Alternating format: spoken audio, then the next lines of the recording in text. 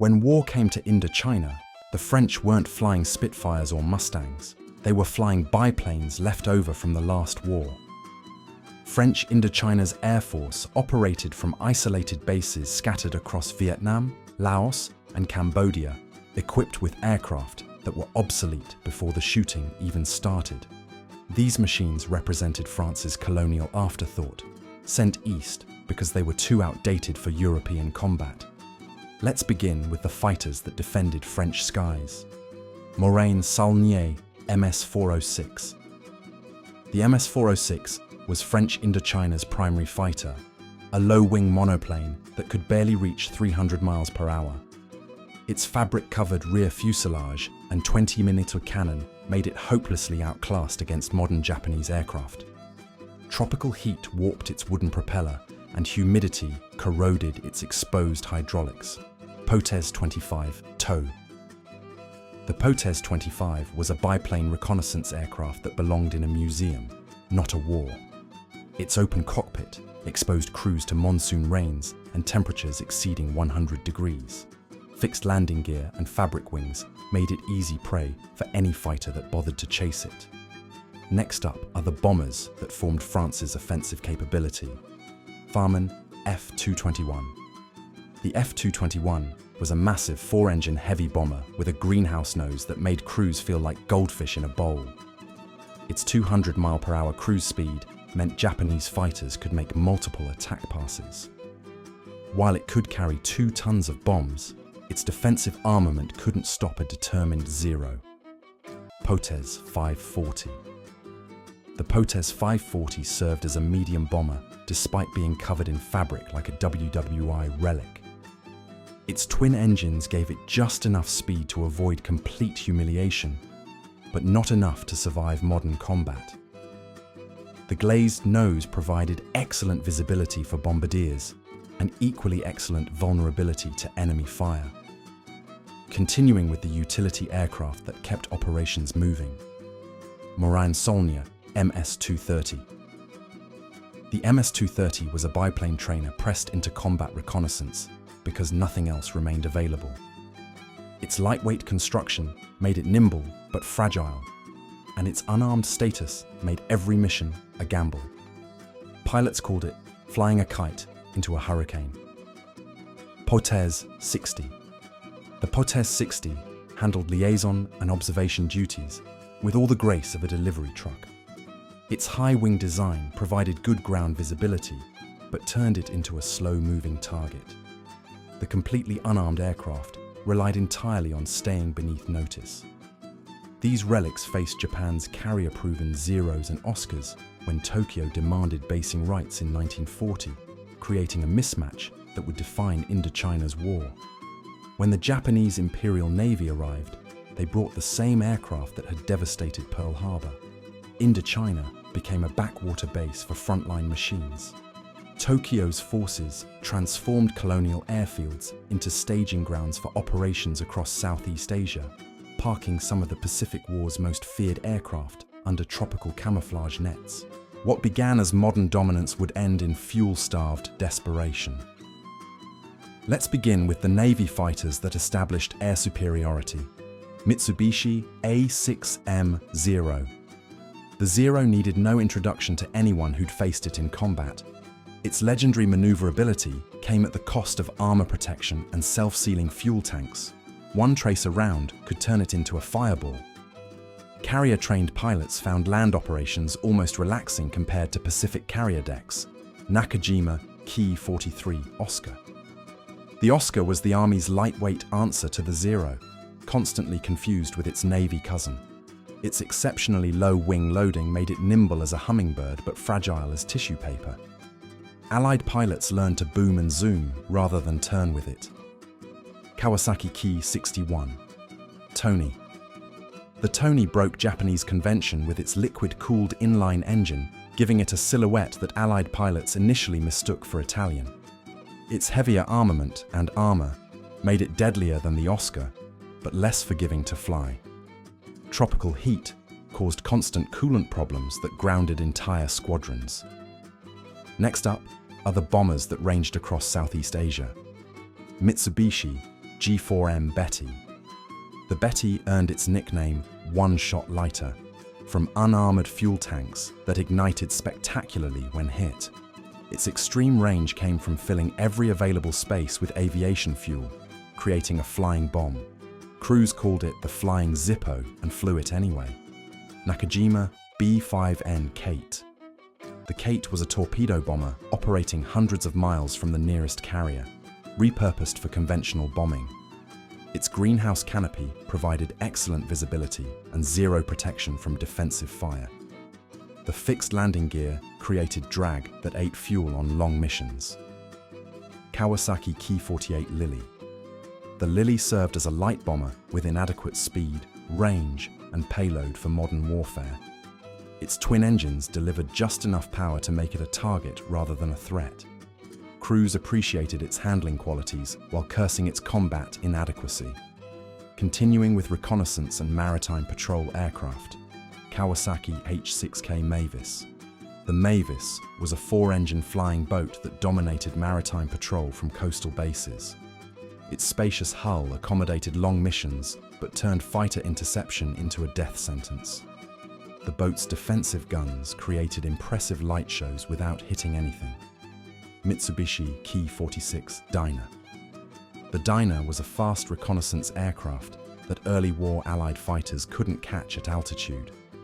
Its sleek design and powerful engines made interception nearly impossible until 1943. Photo interpreters dreaded the intelligence gathered by these untouchable raiders. Nakajima E-8N Dave. The Dave was a biplane floatplane that seemed transported from 1918, serving harbour patrol and coastal reconnaissance. Its open cockpit and fabric construction made it vulnerable to literally everything, including harsh language. The float-equipped anachronism persisted because nothing better was available. As the war turned against Japan, quality degraded alongside fuel supplies. Excellent aircraft arrived too late to matter, while desperate pilots flew what remained. In 1945, American aircraft began landing in remote jungle clearings, but they weren't bringing Marines, they were bringing weapons to communist guerrillas. The Office of Strategic Services launched covert operations across Indochina, flying supplies to resistance fighters while gathering intelligence for invasions that never came. Chinese nationalist forces pushed south from Yunnan. British reconnaissance flights mapped invasion beaches, and the strangest alliance of the war put American pilots in the business of arming Ho Chi Minh. Let's begin with the American supply operations that sustained the Shadow War. Douglas C-47 Skytrain. The C-47 served as aviation's universal workhorse, dropping supplies to jungle camps invisible from 500 feet.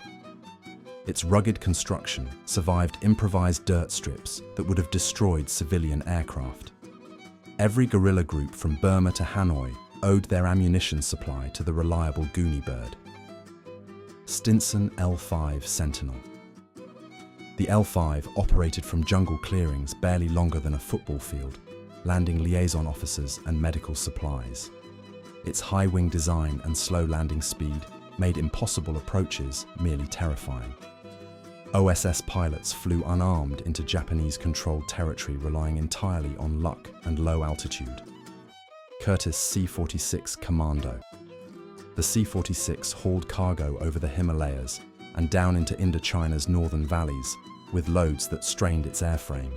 Its double-row radial engines gulped fuel, but delivered power when overloaded transport operations demanded it. The flying boxcar's unpressurized cabin left crews gasping at altitude. Consolidated B-24 Liberator. The B-24 conducted rare strikes against Japanese installations from bases in China and India. Its long range barely reached Indo-Chinese targets before turning back with empty tanks. These missions represented political statements rather than strategic necessity. Next up are the Chinese nationalist operations pushing south from Yunnan, Curtiss P-40 Warhawk. The P-40 carried Flying Tiger's legacy into operations along Indochina's northern border, its shark-mouth nose intimidating in ground attack. Chinese pilots flew cast-off American fighters with minimal training and maximum courage. Its liquid-cooled engine proved vulnerable to ground fire during low-altitude strafing runs. Polikarpov I-15. The I-15 was a Soviet biplane that had no business anywhere near 1945 combat operations.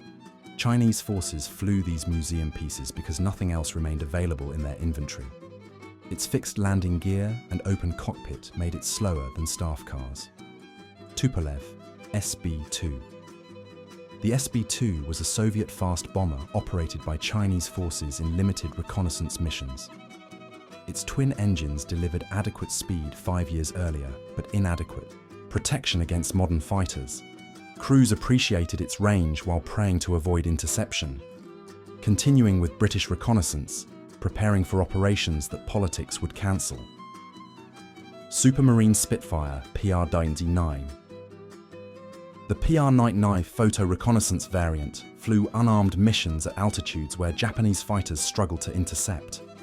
Its pressurized cockpit and extended wings captured intelligence for invasions transferred to French control. These beautiful machines gathered photographs that planners filed away unused. Consolidated PBY Catalina. The Catalina flying boat conducted maritime patrol along Indochina's coast, watching for Japanese shipping that had ceased to exist. Its long endurance allowed crews to map coastlines and monitor harbors from international waters.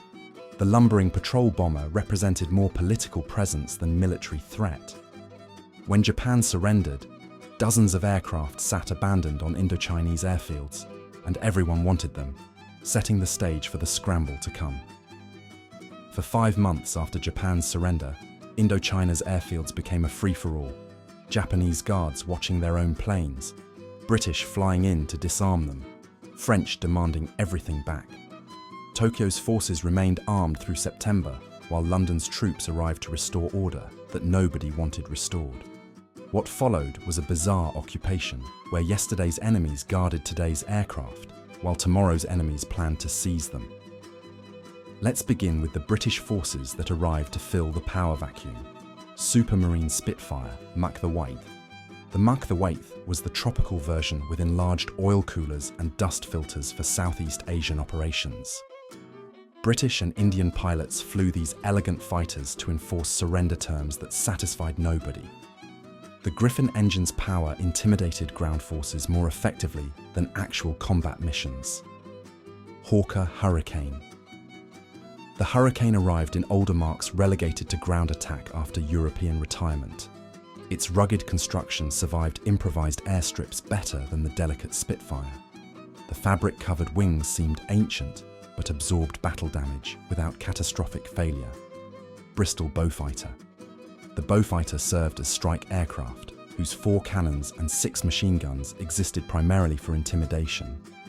Its twin radial engines produced distinctive sound that announced British presence before visual contact. The heavy fighter's rockets could destroy bunkers, but mostly just demonstrated overwhelming force. Douglas C-47 Dakota.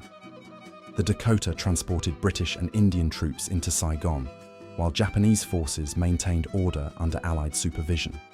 Its familiar silhouette appeared in RAF markings, doing exactly what it did for Americans. The reliable transport became the only aircraft trusted by every faction. Next up are the French forces desperately rebuilding colonial air power. Supermarine Spitfire MiG-9. The MiG-9X arrived as British-supplied aircraft for France's return to Indochina. French pilots flew British machines to reclaim territories defended by British troops, disarming Japanese forces. These high-altitude fighters found themselves conducting low-level intimidation flights over hostile cities. Junkers Ju-52. The Ju-52 was German transport seized as war prizes and repurposed for French colonial operations. Its corrugated skin and 3 engines represented desperate times requiring desperate equipment. Former Luftwaffe transports now carried French paratroops under tropical sun. Morena Saulnier MS-500. The MS-500 was rebuilt German training aircraft with French engines replacing unavailable BMW power plants. This improvised trainer symbolized France's aviation desperation, flying enemy designs because nothing else existed. The hybrid machine trained pilots for wars France couldn't yet imagine. Continuing with the Japanese internment period's strange aviation limbo, grounded Japanese aircraft sat guarded by their own pilots under surrender terms. Zeros and Oscars remained intact through December, while Allied forces decided their fate.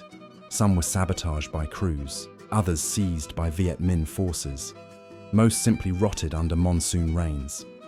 By December 1945, Vietnamese skies had seen biplanes and jets, allies and enemies trading sides, aircraft from 6 nations, previewing decades of aerial warfare still to come.